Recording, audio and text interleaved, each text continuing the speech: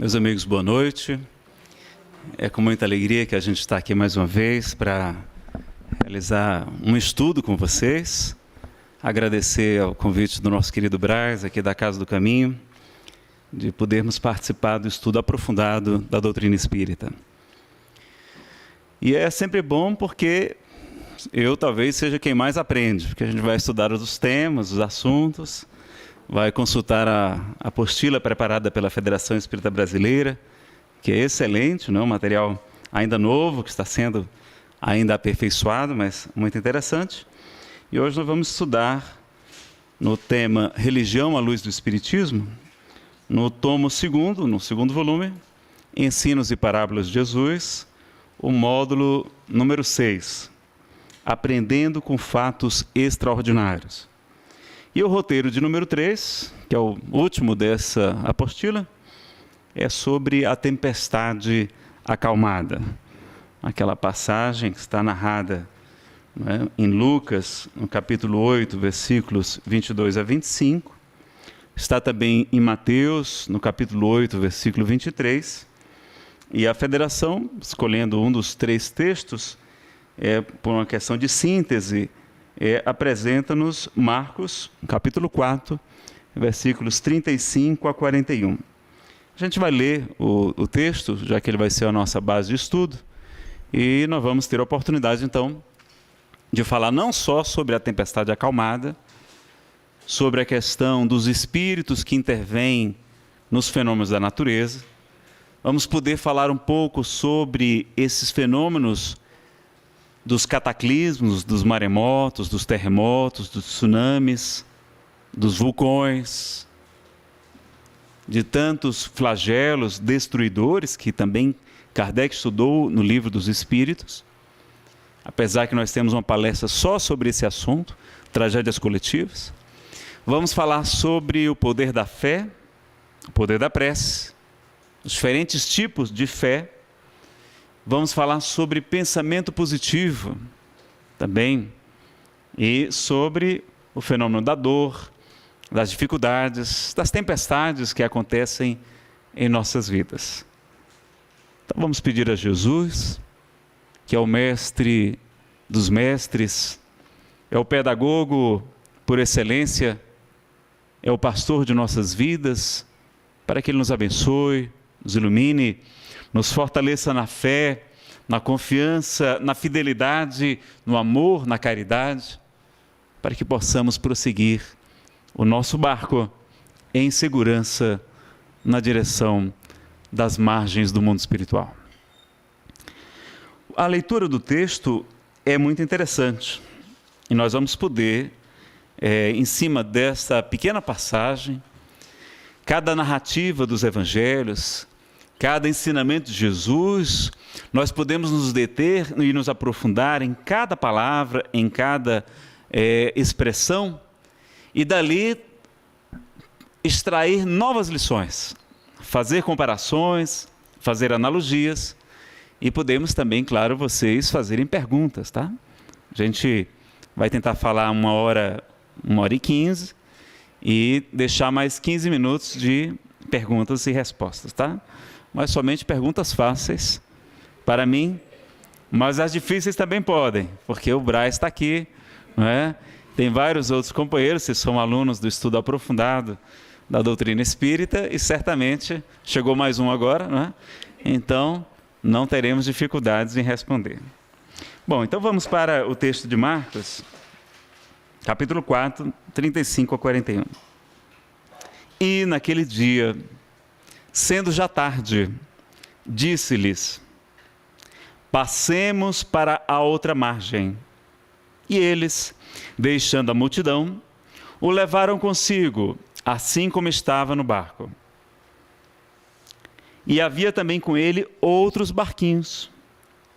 E levantou-se grande temporal de vento, e subiam as ondas por cima do barco, de maneira que já se enchia de água. E ele estava na popa do barco, né? Aquela parte traseira, dormindo sobre uma almofada. E despertaram-no, dizendo-lhe: Mestre, não te importa que pereçamos? E ele, despertando, repreendeu o vento e disse ao mar: cala-te, aquieta-te. E houve grande bonança. E disse-lhes: por que sois tão tímidos? Ainda não tendes fé? E sentiram um grande temor. E diziam uns aos outros: mas quem é este que até o vento e o mar lhe obedecem? Então a gente vai agora analisar, depois dessa passagem belíssima, né? Primeiro que é curioso anotar que nós não estávamos no oceano. Jesus se encontrava no chamado Mar da Galileia, ou Mar de Tiberíades, que na verdade era um lago. Um lago piscoso, sim, de grande extensão, mas não tinha quase ondas, porque, sendo um lago, né, diferentemente de um mar, no oceano não tem, das praias não tem ondas tão bravias. Mas, como sopram os ventos, ou seja, uma tempestade realmente, ali se agitam as ondas e colocam em risco a embarcação. Primeiro, o contexto para a gente verificar. Segundo, Jesus fala no imperativo. Né? Eu estive escutando algumas palestras. É muito interessante, a gente vai pesquisar na internet e pega muitos vídeos e tem palestras de pastores, de padres, de espíritas, e a gente percebe, né? Então, às vezes até alguns fazem palestras maravilhosas, mas já fazem uma interpretação já que o problema foi o português, né? Assim, passemos para o outro lado. Olha, Jesus já falou no passado. Passemos, né? Não, na verdade não é para o tempo passado. Ali é o tempo imperativo. Então passemos para o outro lado, para a outra margem do lago, onde se encontrava ali, onde ele iria fazer, né, uma desobsessão, iria esclarecer espíritos e certamente uma outra tarefa, uma outra missão. Então, fazer essa correção desses amigos que fazem um trabalho maravilhoso, estimulam a fé de muitas pessoas. A gente assiste a palestra e se comove. Né? Tirando a parte ali da elevação da voz, que eu acho que seria desnecessária, né? Aqueles gritos, né? E aí Severino Celestino diz: mas será que Deus é surdo para o povo gritar tão alto, né? E o Espírito Samuel de Nazareno: não é que Deus seja surdo, é que nós estamos com os ouvidos moucos. E às vezes precisamos, né, que o pastor, né, que o padre falem com a entonação mais alta para ver se a gente acorda, que eles estão lá dormindo.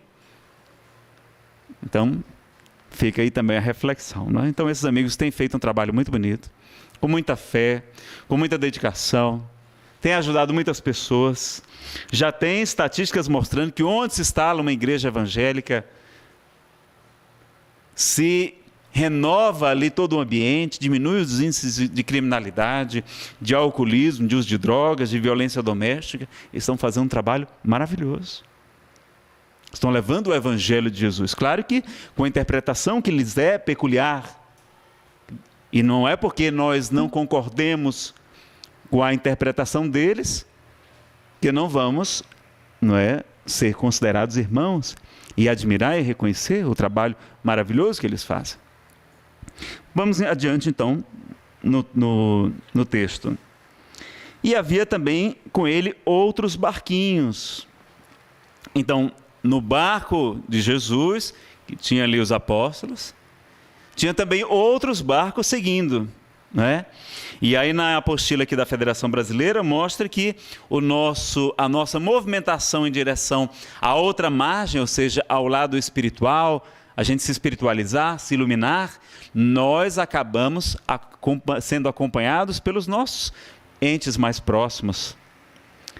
O nosso querido Mahatma Gandhi dizia que quando alguém atinge a plenitude do amor, anula o ódio de milhões. Uma única pessoa, não é? Então, quando nós nos melhoramos, melhoramos ali também o nosso ambiente familiar, porque nós contagiamos os outros com aquela energia benfazeja, com aquela diferença, não é, de propósito, com a nossa irradiação mental positiva. Nós auxiliamos nossos irmãos, nossos familiares, nossos companheiros de casa espírita, né? Então, vejam que também a gente vai prosseguindo aqui. Uma outra questão é que Jesus lhe pergunta: por que sois tão tímidos? Interessante essa pergunta, não é? E aí nós nos recordamos de Allan Kardec, na questão 932 do Livro dos Espíritos, quando ele pergunta: mas por que tão comumente no mundo os maus é que predominam? E as respostas dos benfeitores vêm nesse sentido. Pela fraqueza dos bons. Os bons são tímidos, os maus, ao contrário, são audaciosos e intrigantes. Mas quando os bons quiserem, eles preponderarão. Ou seja, chamou de tímidos também. Então Jesus nos fala: por que sois tão tímidos? Ainda não tendes fé? Então vamos analisar a questão da fé, mas antes vamos dar uma passada no fenômeno, não é, que acontece. Então, vejam que em O Livro dos Espíritos, nós vamos encontrar a questão dos espíritos ligados à natureza. Espíritos, não é, que presidem aos fenômenos, que protegem a fauna, que protegem a flora, que são chamados, não é, espíritos elementais. E quando Allan Kardec faz isso, ele fala no primeiro livro, ou seja, ele faz a pergunta, os espíritos respondem, e ali certamente nós sabemos que há um certo preconceito das pessoas. Vejam que no livro A Gênese, no capítulo 15, no item 45, ele já vai fazer uma abordagem mais cuidadosa. No capítulo 15, item 45, quando ele vai estudar a questão da tempestade aplacada ou acalmada, ele vai dizer o seguinte,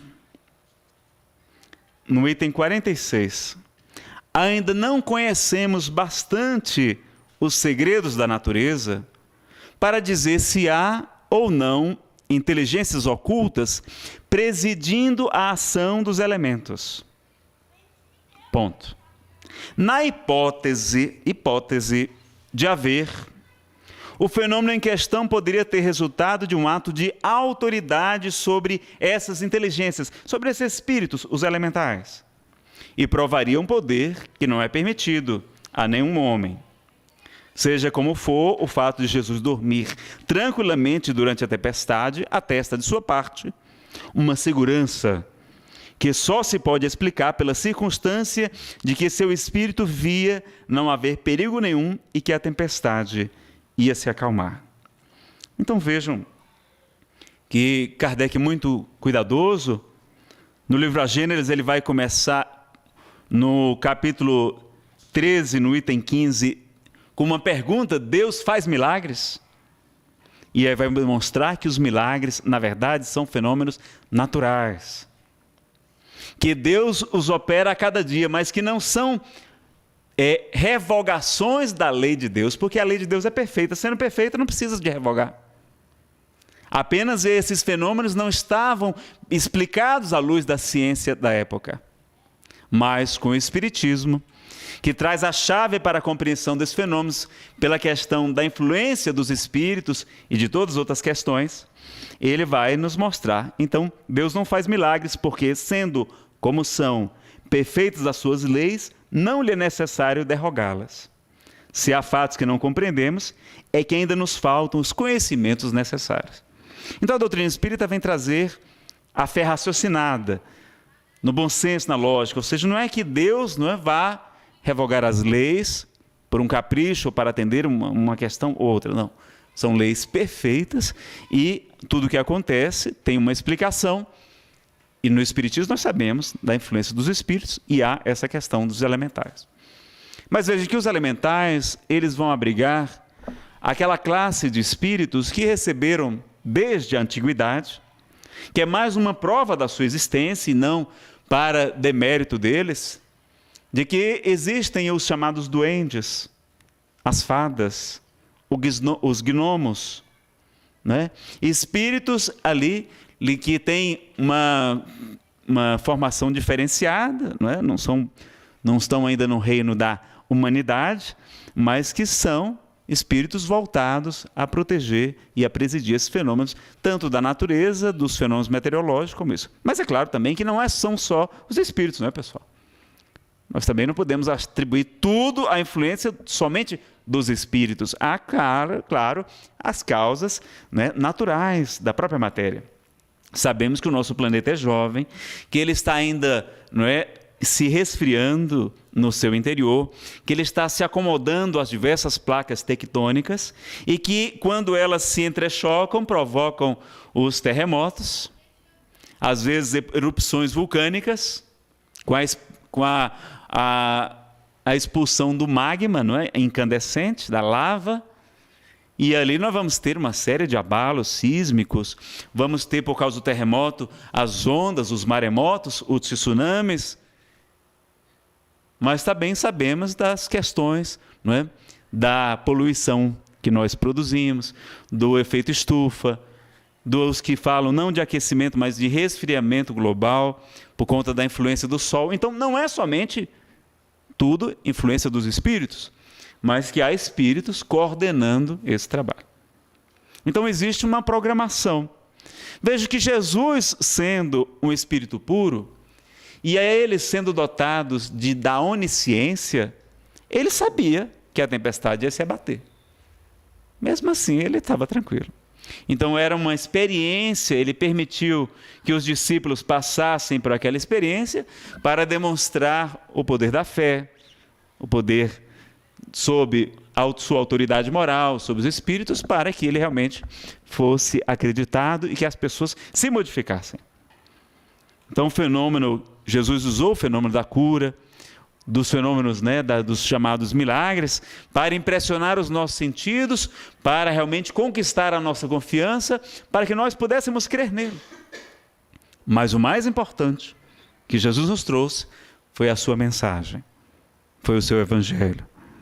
Foram os seus ensinamentos morais que Kardec vai estudar em O Evangelho segundo o Espiritismo. Veja que a questão dos milagres e das profecias, ele vai estudar somente no último livro da obra básica, o livro A Gênese, enquanto ele estava encarnado. Depois tem obras póstumas, né?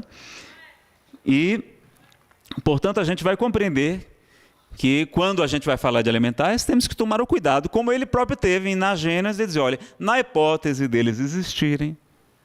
Então, vejam o cuidado do codificador, para que a doutrina espírita não fosse desacreditada, desmoralizada. Porque as pessoas fazem isso, né? Uma apresentadora de TV brasileira, muito conhecida, declarou em uma entrevista que já viu um duende e foi, né, taxada de impropérios. Mas ela teve a coragem de dizer, não, eu vi mesmo, né?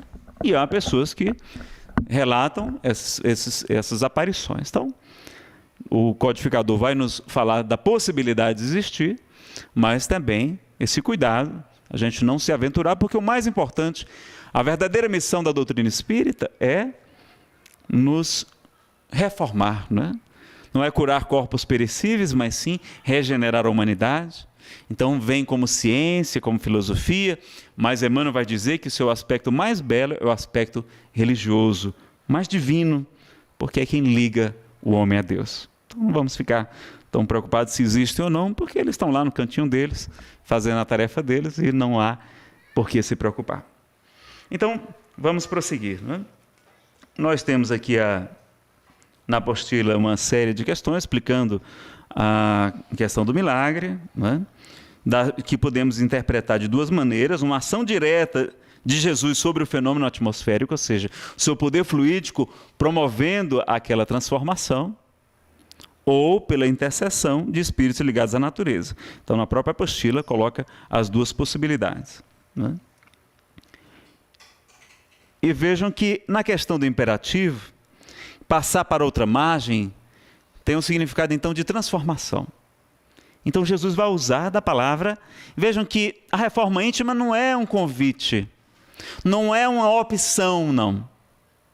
É uma ordem. Jesus vai falar no imperativo: sede perfeitos, assim como o nosso Pai Celestial é perfeito. Ou seja, façam isso, não é? Passemos para outra margem. A pessoa às vezes, não, tem que ser humilde, acha que humildade é ficar, né, com aquela postura, às vezes hipócrita, medrosa, covarde muitas vezes, conivente com o mal, fingida, hipócrita. E Jesus era humilde porque ele tinha a plena consciência das suas possibilidades. Dificuldades ele não tinha, sabia que tinha dificuldades conosco, mas era humilde de reconhecer isso e falar, então, passemos. Então, ele vai nos convidar sempre com o imperativo. Então, a reforma moral do ser humano não é uma questão só da gente querer, de pensar, não. É uma determinação do próprio Cristo. Para quê? Para que sejamos felizes mais rápido ainda. Porque a felicidade depende da perfeição. À medida que os espíritos evoluem, eles vão gozando de estágios que a gente nem sequer imagina, porque normalmente estagiamos somente nos reinos inferiores. Mas há as bem-aventuranças que ele nos fala. E Allan Kardec vai explicar, não é? E o próprio Cristo vai nos dizer, sobretudo nós que já temos tanto conhecimento, meus amigos. Está lá a frase que, aliás, me incomodava muito. As pessoas diziam, olha, meu filho, muito cuidado, porque a quem muito foi dado, muito será cobrado, viu? E quando eu lembrava de todos os livros espíritas que eu já tinha lido, eu dizia, vixe, eu estou lascado. Porque eu não estou fazendo nem 1% do que os bons espíritos nos recomendam. E aquilo me intrigava, aquilo me incomodava. E eu fui verificar. Aí a gente tem que ver quem disse a frase, para quem, em que contexto. É como no direito, né? Quando a gente vai interpretar, a gente tem que ver, não é? Para quem se dirige aquela norma, se ela está de acordo com a norma superior, a Constituição, se ela não foi revogada, se ela está de acordo com a doutrina, com a jurisprudência. Quem disse para quem, em que contexto? E aí, quem disse essa frase? A quem muito foi dado, muito será pedido. É a tradução mais correta, segundo Carlos Torres Pastorino, né? Esse grande teólogo católico, que se tornou espírita, autor de Minutos de Sabedoria, e de Sabedoria do Evangelho, que é fantástico. Infelizmente não publicado, mas disponível na internet, vocês podem encontrar em PDF, para estudar também. Um grande estudioso do Evangelho, né? Traduziu do grego também. Então, quem disse essa frase? Estou falando com os encarnados. Foi Jesus. Agora, para quem ele diz? Bom, não fica claro nos textos que eu li. Mas tudo indica que ele estava falando para um fariseu, para os doutores da lei, com que ele era firme, enérgico, porque aqueles homens tinham muito conhecimento e pouca prática. Mas, quando ele falava aos pecadores, para as pessoas simples, os humildes, não, ele era sempre generoso, né? Então vejam que essa frase, e ele falava, raça de víboras, até quando vos suportarei? Ele era firme com os fariseus, né? Chamava de túmulos caiados, brancos por fora, mas cheios de podridão e de iniquidades por dentro. Mas com os pecadores não, ele era mulher, onde estão aqueles que te condenavam para adúltera que ia ser apedrejada? Eles se foram, Senhor. Pois eu também não te condeno, vá e de futuro não tornes a pecar. Já deu de futuro para ela, não pediu para ela virar santa do dia para a noite, não é? Ainda disse, olha, de futuro não tornes a pecar. Então veja que coisa curiosa. Então, primeiro é pedido, apesar que há uma outra frase que Jesus disse, olha, aquele servo que sabe, né, que tem conhecimento e não cumpre a sua tarefa, será açoitado muitas vezes. Mas aquele que não sabia será açoitado menos vezes. Mas Allan Kardec, em O Evangelho segundo o Espiritismo, o maior exegeta do Evangelho que eu conheço, ele vai dizer realmente que aos espíritas, a quem muito foi dado, muito será pedido. Mas será muito dado também se souberem bem aproveitar. Nazareno, eu nunca ouvi alguém falar essa frase por inteiro. Vocês já ouviram alguém falar na casa espírita essa frase por inteiro? A gente só fala a primeira parte, né? Olha, que muito foi dado, muito será cobrado. A gente ainda muda, lá está pedido. Mas será muito dado. Então, quando a gente faz, a gente recebe muitas recompensas. Jesus falou várias vezes que receberíamos em cêntuplo, 100 vezes mais no mundo espiritual, tudo aquilo que renunciássemos na terra por amor a Ele. Falou-nos do galardão de tesouros, de esperança, de fé. Comparou a sua estadia conosco a um festim de núpcias, a um casamento. Quem sabe aqui o que significa a palavra bem-aventurado? Felizes. Do grego é felizes. Felizes os que sofrem, porque serão consolados. Felizes os misericordiosos, porque eles próprios obterão misericórdia. Jesus vai falar de felicidades. É a boa nova, é a boa alegria, é a boa notícia. A notícia de alegria. Mas a gente recebeu a boa notícia e continua triste. Tem uma coisa errada com a gente, não tem? A gente não entendeu direito a mensagem. Então vejam que aquela frase de Jesus ela tem uma contraposição com aquela outra, que é dele também. Aquele que tem, lhe será dado. E aquele que não tem, até o pouco que tem, lhe será tirado. O que é que ele está falando? Ele está falando de fé, de conhecimento. Aquele que tem pouca fé, pouco conhecimento, até o pouquinho que tem vai perder. Agora, quem tem fé, quem tem conhecimento, vai ser dado mais ainda. Agora, vamos analisar, então, a questão da fé. Tem outras questões aqui, mas a gente vai... A apostila também fala que o sono de Jesus é um exemplo de como devemos agir perante as situações calamitosas da vida com calma, vírgula, entre aspas, né? Dormindo na certeza da fé em Deus que nos agasalha, protegendo-nos das intempéries. Então, não é descuido, não é...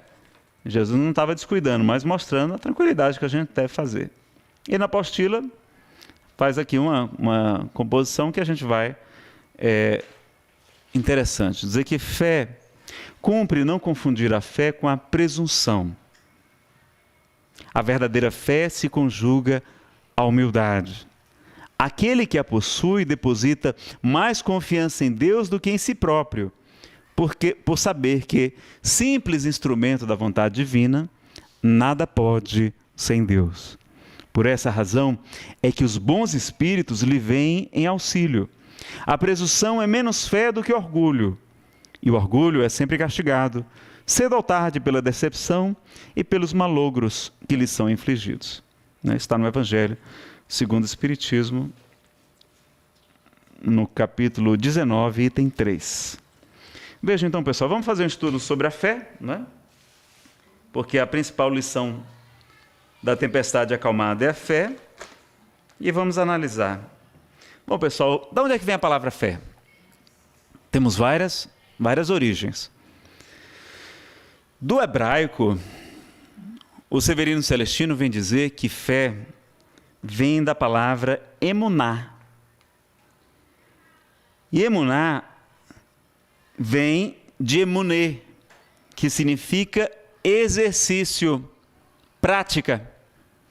Então a fé sem obras é morta. A cada um segundo suas obras, como Jesus nos diz, né?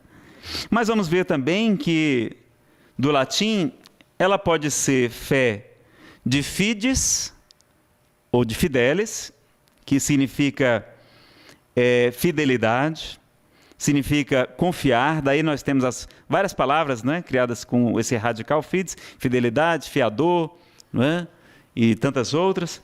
Nós temos também a origem da palavra, dizendo que, fazendo uma distinção entre a diferença entre fé e crença, né? Crer vem de credere, em latim, que significa acreditar.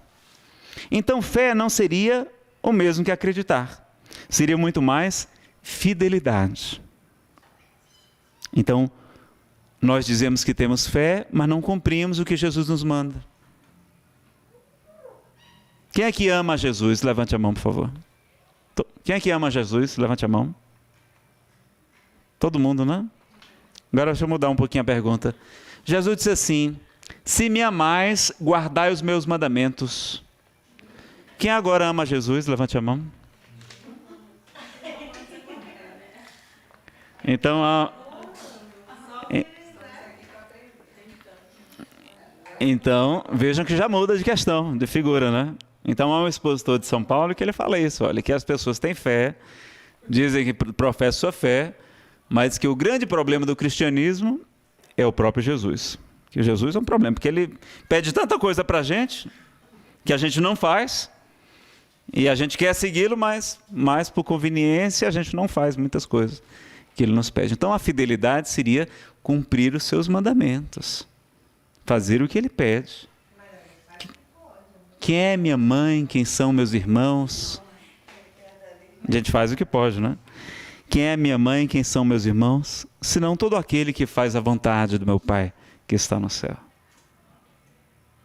Quando ele está falando com a samaritana, os apóstolos estão preocupados que ele estava sem comer. Ele disse, Senhor, tu tens que se alimentar. Ele vai dizer, o meu alimento é fazer a vontade do meu Pai que está nos céus. Então veja, ele colocava, né, a missão, o amor a Deus, realmente, sobre todas as coisas, que a gente, né, realmente não faz. Então fé, por exemplo, é diferente de crença, não é? Fé não significa religião, apesar que tenha significado também, né? Qual é a sua fé? Que fé você professa? Não, eu sou católico, sou evangélico, sou espírita, sou budista, não é? Mas não é sinônimo para o que a gente quer. Então, também... então a fé mesmo, a fé raciocinada, seria a fé daquele que sabe. É que é diferente dizer assim, olha, você tem mãe, a pessoa diz, olha, eu acredito que eu tenho uma mãe. Não, né? A gente diz, olha, eu sei que eu tenho uma mãe.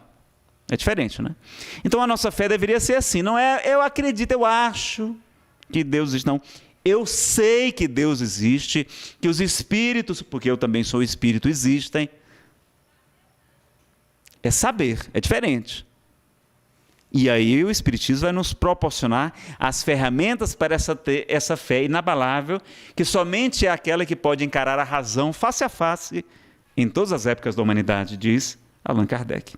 Então, continuemos estudando sobre a fé, não é? Então, por exemplo, tem gente que acredita na fé. Então, fé não é o mesmo que acreditar.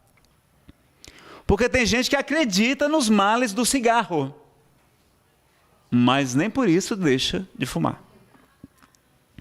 Então não basta acreditar, tem que transformar, tem que introjetar, né? Tem que praticar a fé. Este povo me honra com os lábios, mas seu coração está longe de mim, dizia Jesus. Jerusalém, Jerusalém, que mata os seus profetas. Quantas vezes eu tentei vos reunir como uma galinha tenta cobrir sobre suas águas, sobre suas asas, seus pintinhos, e tu não quisestes, Jerusalém.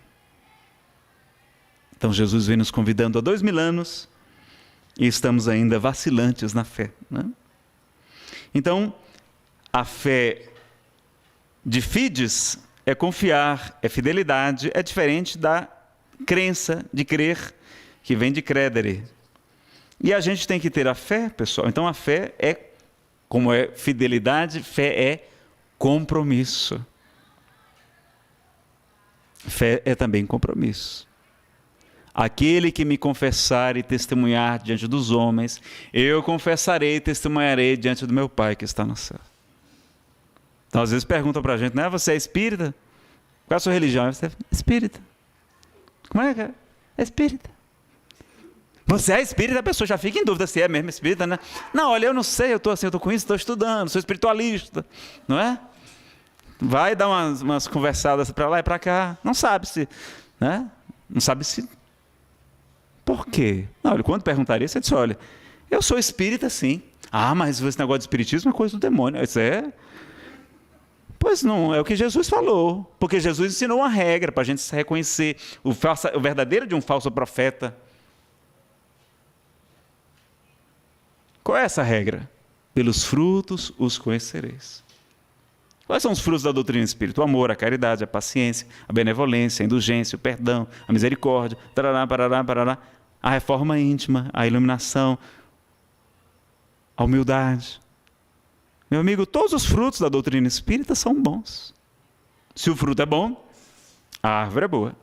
Se você não concorda, vai discutir com Jesus, porque foi ele quem ensinou isso. Então já liquida o assunto. Então, Fé é também compromisso. E o Espírito Samuel diz, Nazareno, só tem benefícios quem tem compromisso. Que a pessoa está lá dizendo que só faz dizer que tem um rótulo religioso. Cadê? Tá? Então não basta vir somente para a casa espírita, assistir palestras, tomar passes, fazer até o estudo aprofundado, se a gente não está se transformando, se a gente não está caminhando para outra margem, se a gente não está praticando a caridade que ele pediu, material e moral, que não é só uma, nem só outra.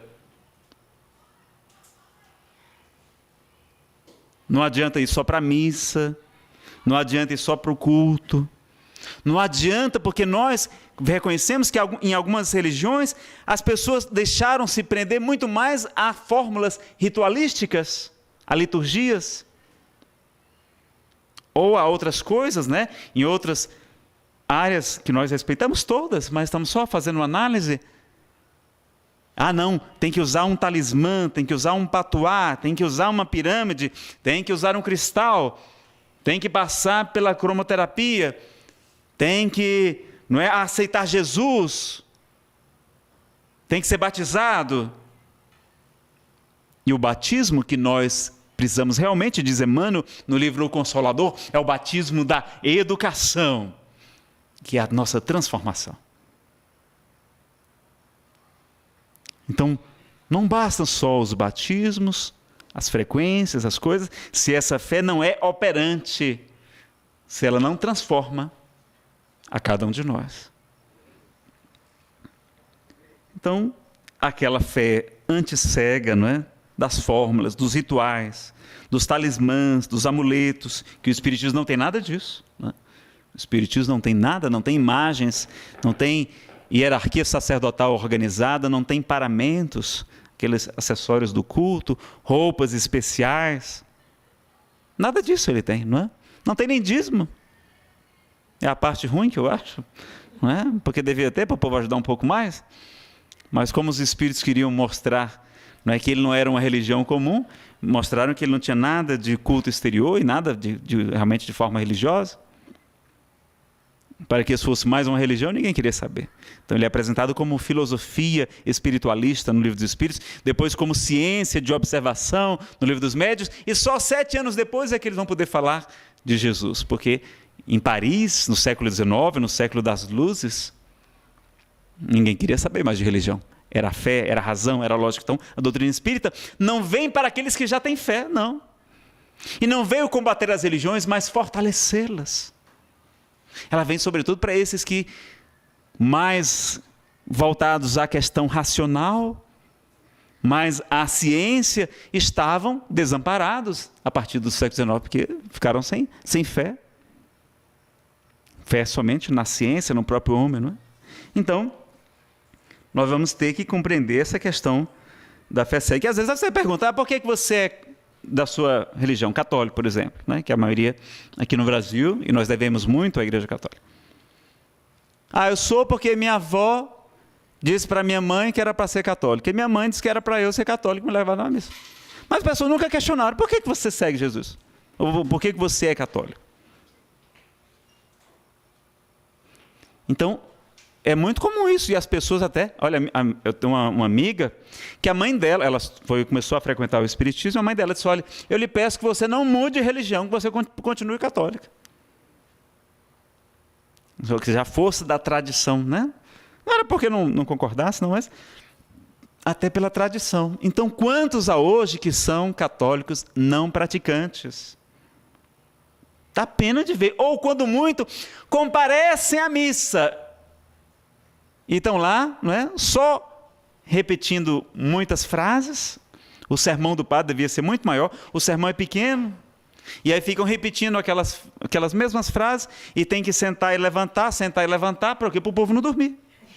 Senão dorme todinho. Com raras exceções, senão dorme mesmo.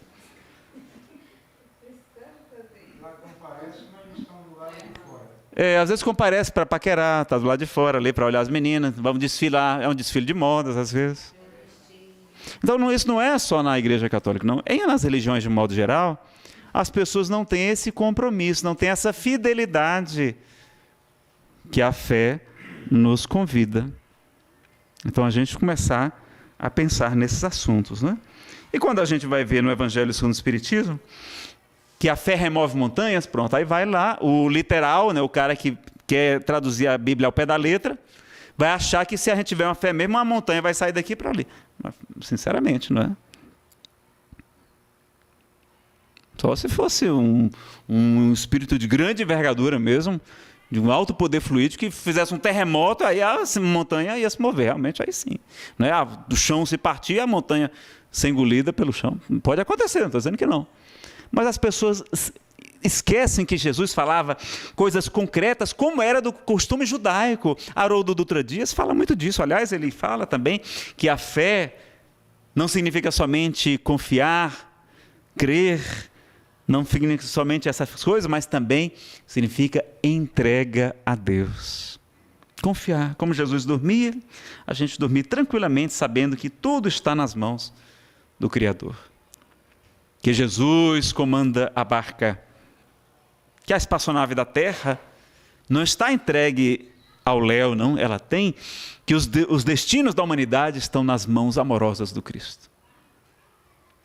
Então a gente confiar, porque existe uma programação, como ele mesmo nos disse, ele diz, não se vendem 2 passarinhos por um asse, pois eu vos digo em verdade que nenhum deles cai por terra sem a permissão do nosso Pai que está nos céus.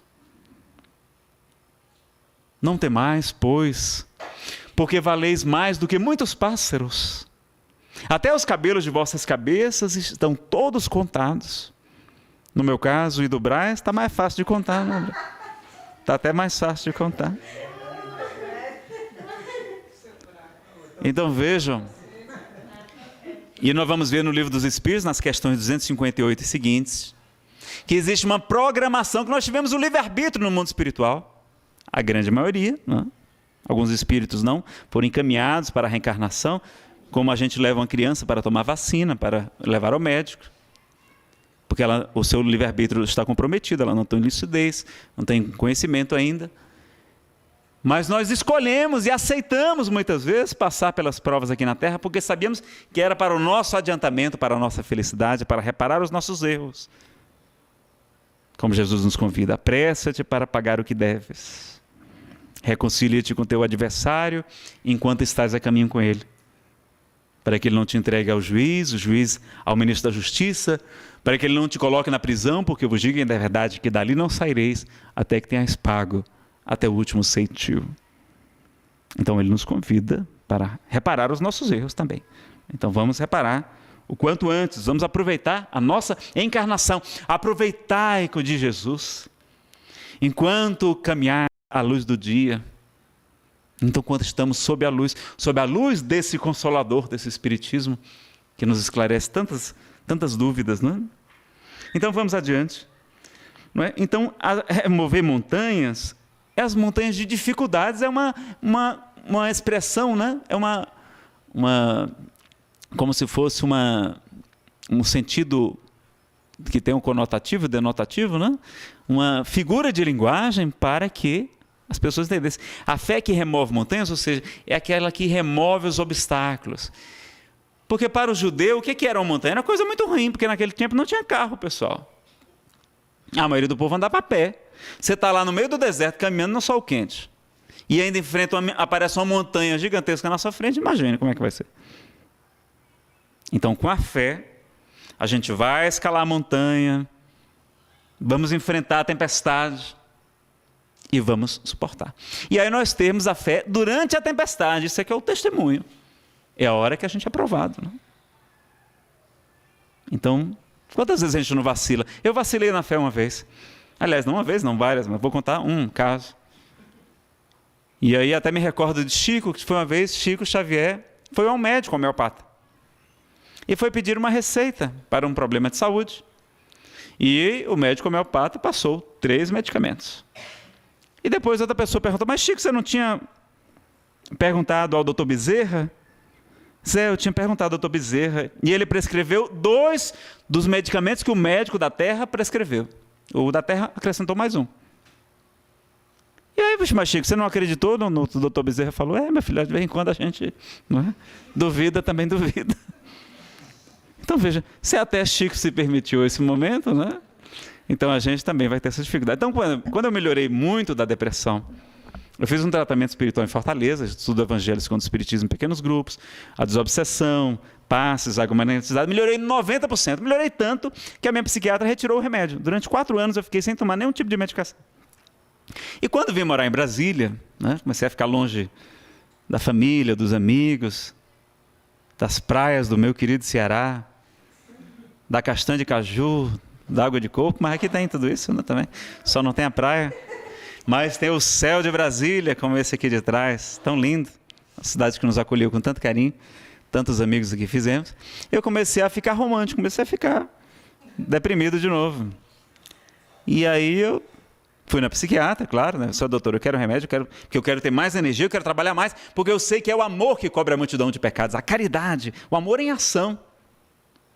E se eu ficar triste, morocochô, não vou fazer nada, eu quero ter energia. Ela me passou um fraquinho, não me deu mais forte. Aí depois eu fiquei em casa, mas meu Deus, eu fiz tratamento espiritual, tinha ficado bom. Como é que eu estou tendo depressão de novo? Aí o Espírito Samuel Lucas, pela inspiração, diz, meu filho, é porque Deus nunca nos dá fardos que nós não possamos suportar. Naquela época foram atendidos alguns espíritos que foram encaminhados. Mas depois que a gente viu que você já estava mais fortinho, a gente disse, manda vir mais uma parte da turma aí. E aí vieram mais espíritos necessitados que você prejudicou e que necessitam também de tratamento. E você não é melhor do que ninguém. Vá fazer o tratamento espiritual na sua casa espírita. E fiz, e melhorei novamente. E continuo usando a medicação, mas bem mais fraca agora, porque o tratamento melhorou bastante. Então vejam como... E aí naquela hora a gente fica, né? Mas por que eu tive a recaída? Então o tratamento funcionou sim, mas é porque vem aos pouquinhos, porque se viessem todos os nossos inimigos de uma vez, a gente não dava conta. Então serve também para ilustrar aqui. Então também vejam que a fé sem o amor, explica Paulo em a famosa citação da Epístola aos Coríntios, né? Que é que se ele tivesse toda a fé do mundo, mas não tivesse amor, de nada serviria. Então a fé tem que ter caridade, tem que ter amor em ação, né? Sabemos que a dor nos aproxima de Deus. No Evangelho segundo o Espiritismo, no capítulo 9, item 7, diz, tem uma mensagem muito bela dizendo que a dor é uma bênção que Deus envia aos seus eleitos, que nos experimenta, né? Que nos faz mais fortes, porque são desafios. É subindo a montanha, a gente pode acrescentar, que a gente vai desenvolver a musculatura, vai ficar forte. Então, se nosso espírito não tivesse as lutas, ele se acomodaria.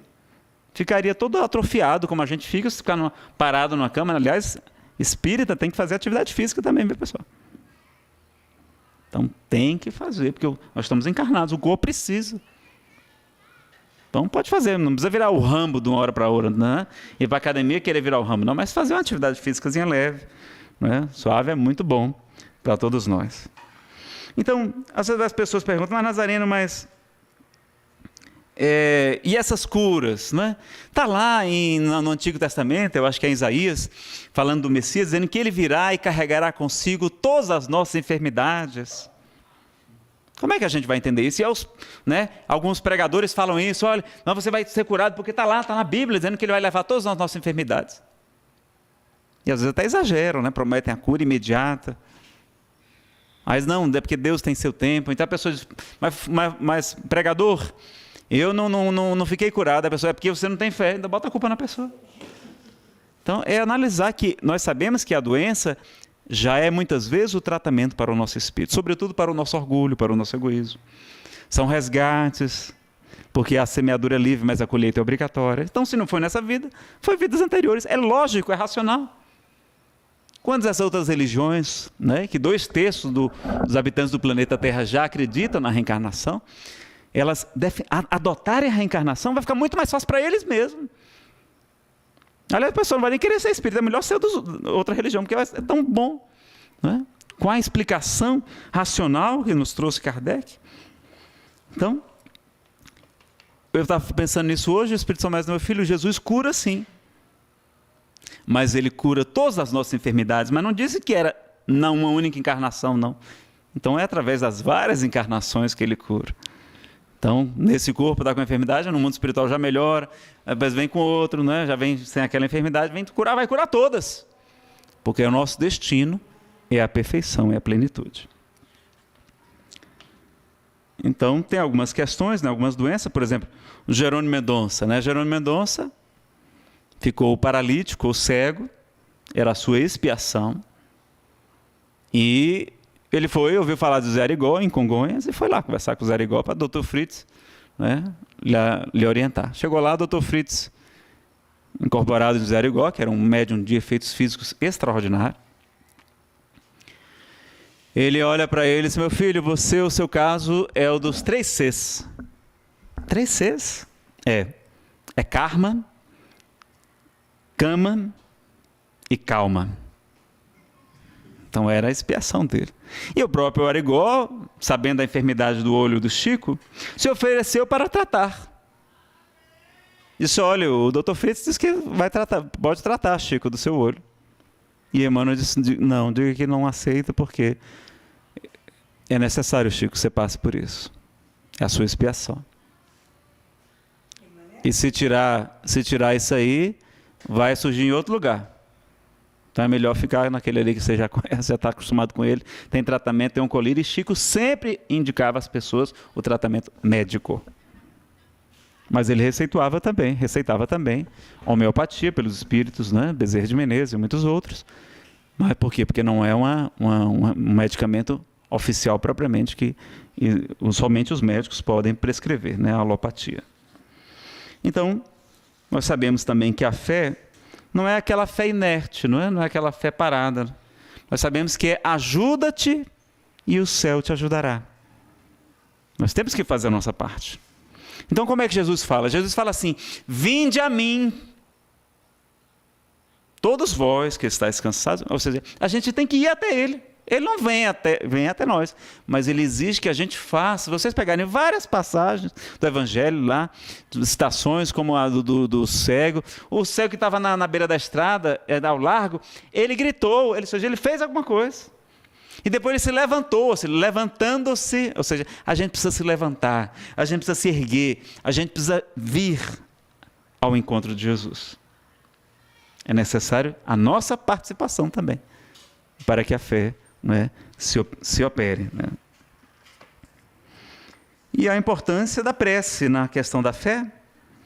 Nós temos aí já as pesquisas científicas demonstrando que quem recebe orações, mesmo sem conhecê-las, melhora mais do que quem não recebe, mais rápido e assim por diante.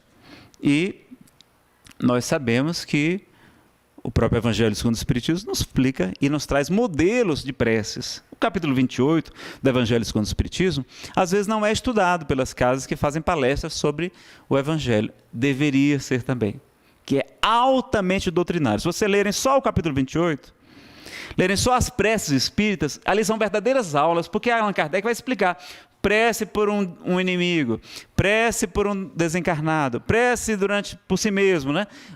São verdadeiras aulas. Então a gente tem a questão de saber orar, né? E também de como proceder, né? Como entender os nossos pedidos durante a fé, né? Porque às vezes os nossos pedidos são infantis, né? Às vezes a gente quer bobagens. Então, às vezes as pessoas perdem a fé por causa disso. Veio lá no Evangelho, né, que Jesus falando que bater, abrir-se-vos-á. Olha os verbos: bater, tem que bater primeiro. Pedir e obtereis. A gente tem que fazer alguma coisa. Mas aí a pessoa fica nazarena, vive pedindo para ganhar na Mega Sena e nem no jogo do bicho eu ganho, né? Jesus estava errado? Mas Jesus não falou que tudo que nós pedirmos na prece, sinceramente, no nome dele, seria atendido? Porque o que é pedir em nome de Jesus?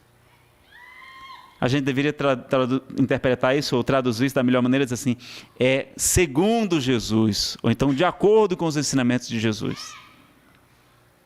Então pedir de acordo com os ensinamentos de Jesus, que ele fala que no mundo tereis aflições, mas tem de bom ânimo. Ele nos mostra que a verdadeira vida é a vida espiritual. O meu reino não é deste mundo. A gente compreende melhor. Então, Quando a gente percebe isso, é como a gente vai ver uma criança. Se você pegar uma criança de 5 anos de idade, meu filho, você tem direito a 3 pedidos. O que é que eles vão pedir?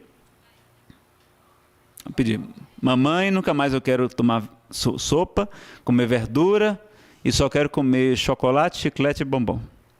Para eles aquilo é felicidade, não é? Mas nós como pais vamos deixar? Não. Nós sabemos o que é melhor para eles. Segundo desejo, meu filho, esse não vale. Mamãe, nunca mais eu quero ir para a escola ou fazer dever de casa. Normalmente eles não gostam.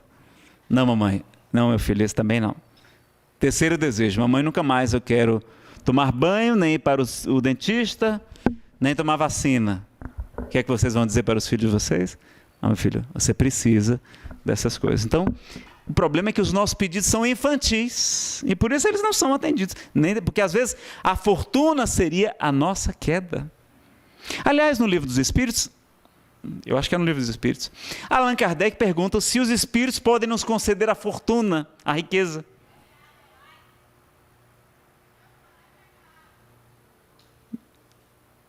E aí os espíritos dizem que sim.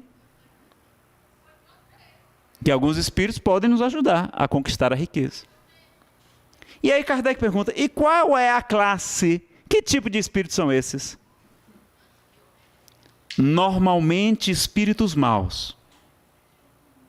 Normalmente espíritos maus. Que desejam que vós falheis em vossas provas.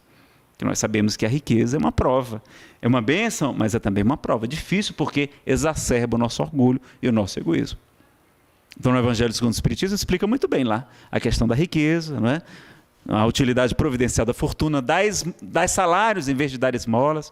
Então, a gente empregar pessoas, ajudar ao progresso da humanidade, não há nenhum problema com isso.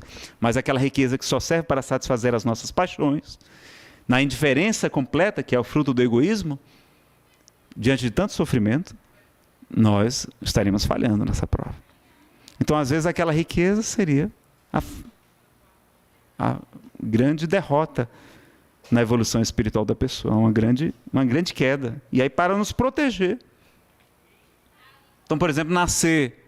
Aliás, só para concluir, Allan Kardec também vai perguntar ao Espírito da Verdade. Quando ele fala que eles iriam protegê-lo, ajudá-lo, auxiliá-lo, ele pergunta: mas essa ajuda vai ser só do ponto de vista espiritual? Ou seja, vocês não vão me ajudar materialmente também não, com nadinha, né? E o Espírito da Verdade, que amava muito Allan Kardec, diz: não te ajudar seria não te amar. Então nunca faltaram os recursos. Não sobrava, mas também nunca faltaram os recursos para Allan Kardec cumprir a sua missão.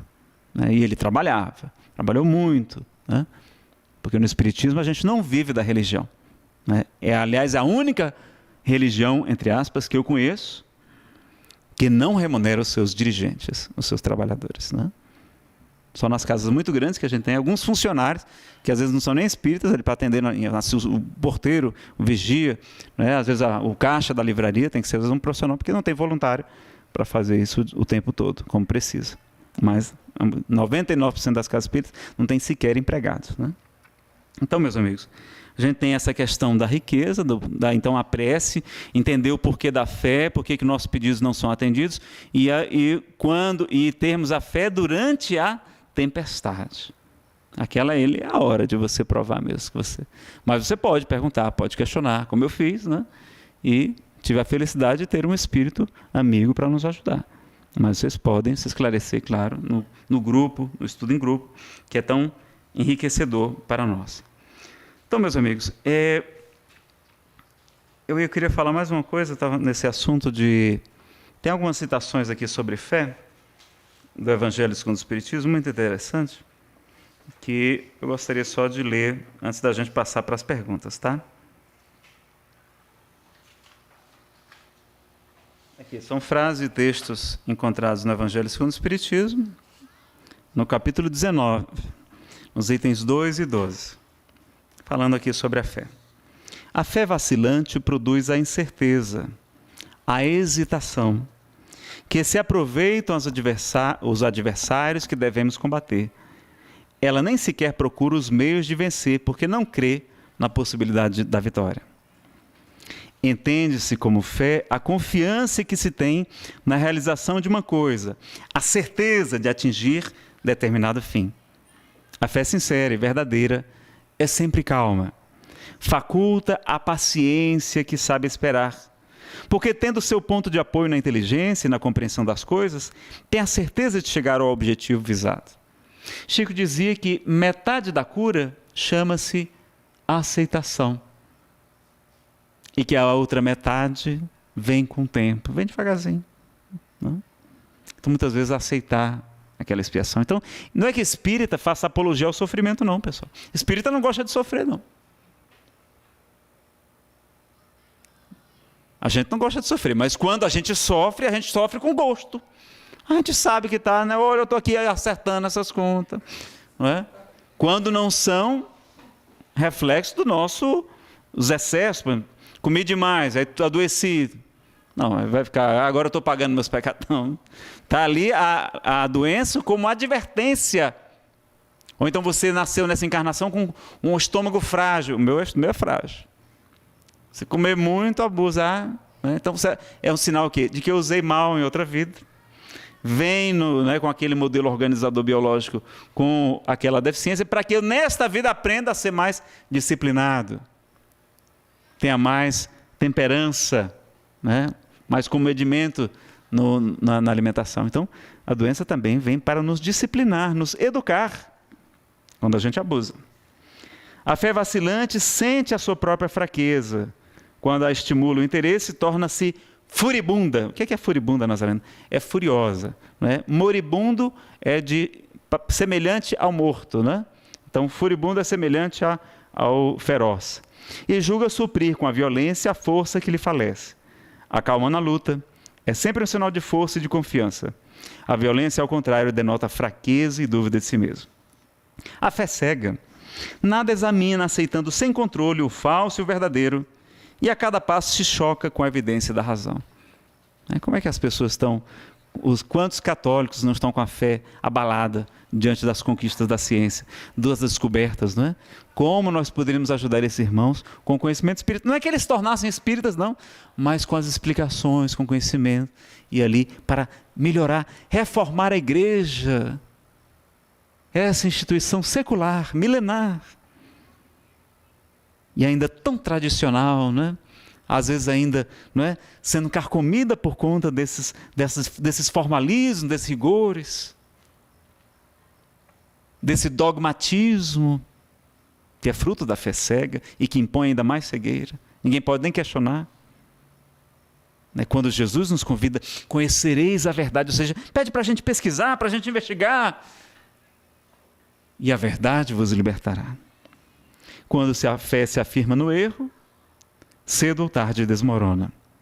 A fé não se prescreve, mas se adquire. E não há ninguém que esteja impedido de possuí-la, mesmo os mais refratários.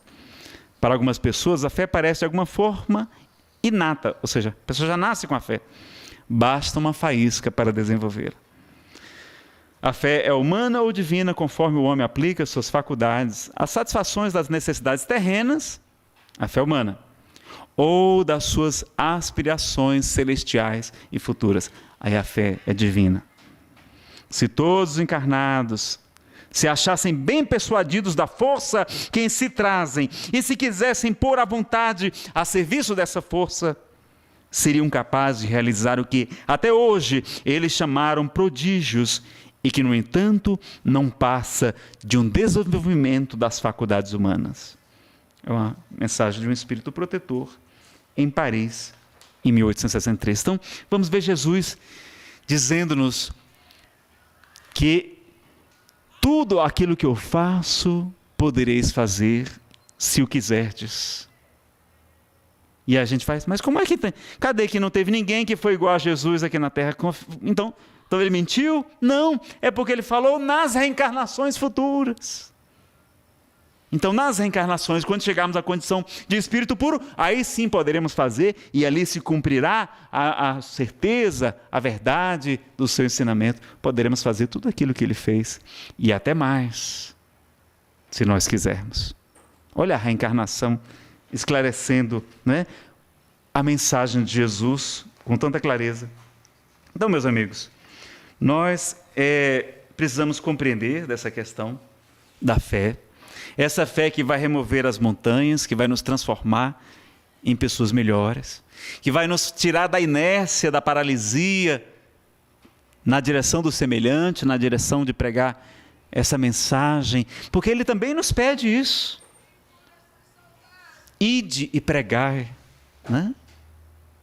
Curai os enfermos, limpai os leprosos, ressuscitai os mortos. E aí, sobretudo no sentido daqueles mortos, como a gente sabe que é empregada a palavra na Bíblia, mortos espiritualmente. Quantos estão mortos para a vida espiritual? São zumbis aqui na terra, somente comendo, bebendo, fazendo as necessidades fisiológicas. Então Jesus nos convida. E Ele não pede grande coisa não. Ele diz assim, que se nós tivermos a fé do tamanho de um grão de mostarda, basta uma fé do tamanho de um grão de mostarda. É bem pequenininho, vocês já viram? Eu acho que é uma das menores sementes, né? E depois se transforma numa árvore gigantesca. Direis a esta montanha, move-te daqui para ali, e ela se moverá. Então Jesus nos convida para ter essa fé. Confiarmos, mesmo que estejamos na tempestade, confiarmos nele e sermos instrumentos, porque a fé contagia, contamina, transforma as pessoas. E é uma das maiores caridades segundo o budismo. O budismo tem 5 tipos de compaixão, que eles identificam pelas cores, diz o Lama Padma Santen do Rio Grande do Sul. E a mais extraordinária delas é a compaixão branca. É a compaixão de levar a certeza da imortalidade da alma, de levar a fé. Então, a gente sabe da importância de ajudarmos também a doutrina espírita. Vocês têm perguntas?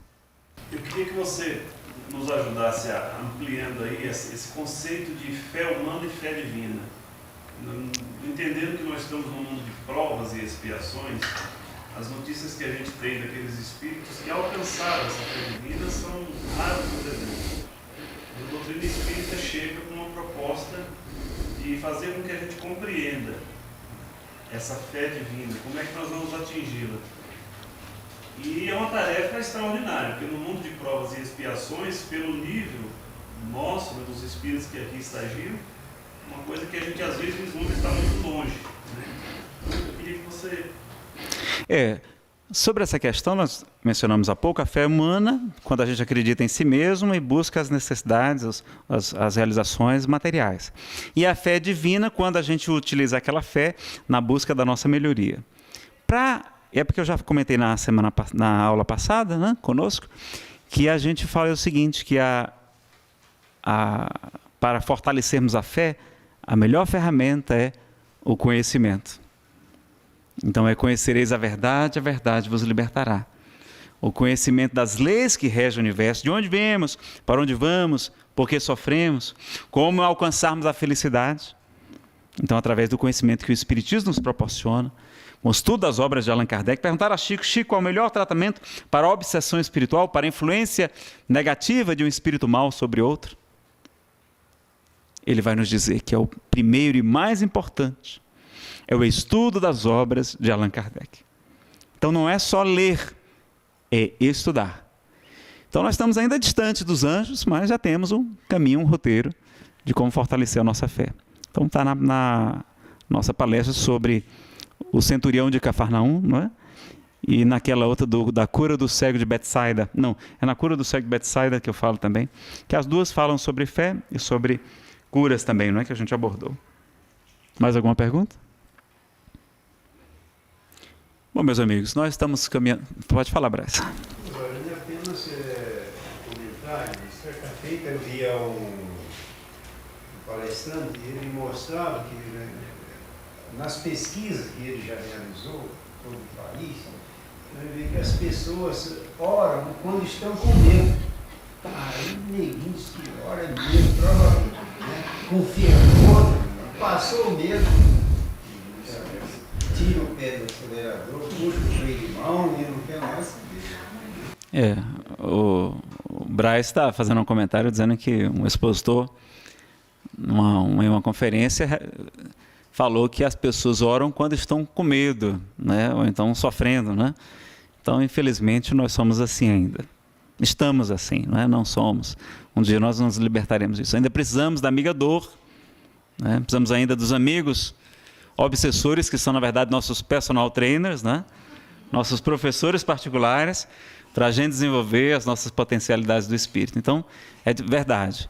A gente só lembra de Deus quando está tudo bem, a gente esquece dele. Então, Chico dizia que a estrada pavimentada, asfaltada, é muito perigosa, porque o carro desenvolve grandes velocidades quando está tudo bem, o cara não. Mas às vezes a vida ali com as dificuldades, a estrada esburacada, não é? Com algumas lombadas, alguns cuidados, a gente anda mais devagar, anda mais cuidado e mais segurança até. Acontece mais acidentes às vezes nas estradas que a pessoa pode correr mais. Então vejam que nós realmente temos essa coisa. Nós só lembramos de quando está bem, a gente não lembra de Deus. E somos às vezes convidados. Então a amiga dor, como dizia Leon Denis, vem no nosso socorro para nos ajudar, para que a gente desperte. Eu precisei da amiga depressão porque eu fui ateu durante 12 anos. E tive que passar por uma depressão muito grave e uma quebra financeira, sermos despejados da nossa residência para que a gente despertasse. Então, vejam que tudo que Deus faz é bom, né? De tudo dai graças, porque tudo concorre para o bem daqueles que amam o Senhor. Então, quando Deus permite que a gente colhe esses frutos, ou passe por essas provas, porque nós sabemos que temos as provas e as expiações são diferentes, né? Toda expiação é também uma prova, mas nem toda prova é uma expiação. Tem as provas que é só para desenvolver o nosso espírito, o nosso intelecto, a nossa inteligência, o nosso amor, a nossa paciência, a nossa capacidade de perdoar. Então a gente sabe disso. Então, meus amigos, vejam que a fé vai nos dar essa fidelidade, essa certeza, esse compromisso. E nós temos um compromisso com Jesus. Temos um compromisso com Allan Kardec. Temos compromisso com os bons espíritos que nos pedem para nos melhorar e agir em favor de nossos semelhantes. Então, quando eu escutava, uma frase que é atribuída a Emmanuel, diz que a maior caridade que se faz à doutrina espírita é a sua divulgação. Na verdade, os textos que nós constamos, não consta essa citação como de Emmanuel, em que pese eu acho que ele até concorde, porque nunca se manifestou contra, não? Mas lá no livro Estude Viva, no capítulo 40, está escrito que o Espiritismo solicita uma espécie permanente de caridade, a caridade da sua própria divulgação. E eu não entendia isso muito bem, mas, meu Deus, será que não é mais urgente nós ajudarmos os aflitos, os que estão morrendo de fome, os que estão nos hospitais? Mas no Divaldo Pereira Franco, no dia 16 de abril de 2005, na sede da Federação Espírita Brasileira, ele fez uma conferência para os convidados, as pessoas que desejavam, antes daquele grande seminário que ele fez sobre a alegria de viver, no ginásio Nilson Nelson. E lá na sede da FEB ele falou que a missão do Espiritismo não é combater a miséria social do planeta, não. A fome, a pobreza, a falta de educação, não é essa a missão do Espiritismo. A missão do Espiritismo é combater a miséria moral, o orgulho, o egoísmo que gera a indiferença, a vaidade, o personalismo, não é? Tantos nossos defeitos, nossas dificuldades. Porque a miséria social é consequência da miséria moral. No dia que nós tivermos uma sociedade menos egoísta, menos orgulhosa, menos indiferente, nós não teremos tantas desigualdades.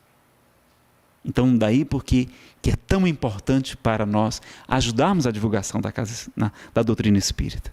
E a Casa Espírita é o foco de luz, nós devemos nos associar, ajudar financeiramente as casas espíritas, as federações, as federativas.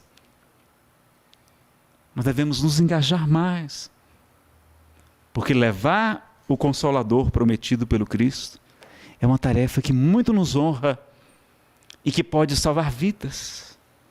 Quantos hoje, meus amigos, sofrendo de depressão, de obsessões, que levam muitas vezes às drogas, ao alcoolismo, e quantas pessoas cometendo suicídios.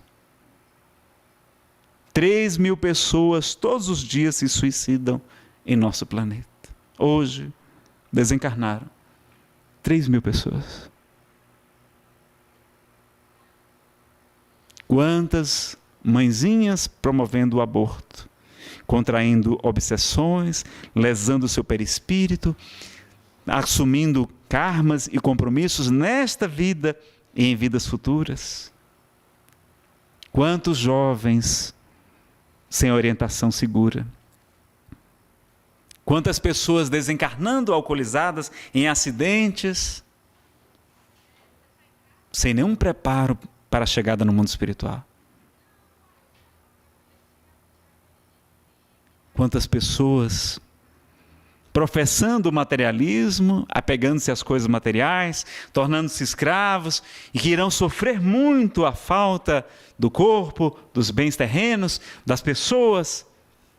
Quantos lares sendo destruídos pela falta da orientação evangélica. Quantas crianças abandonadas. Quanta violência doméstica. Estupros, genocídios, guerras, morticínios de toda sorte. Nós temos um dever com Jesus. Andai enquanto estais na luz.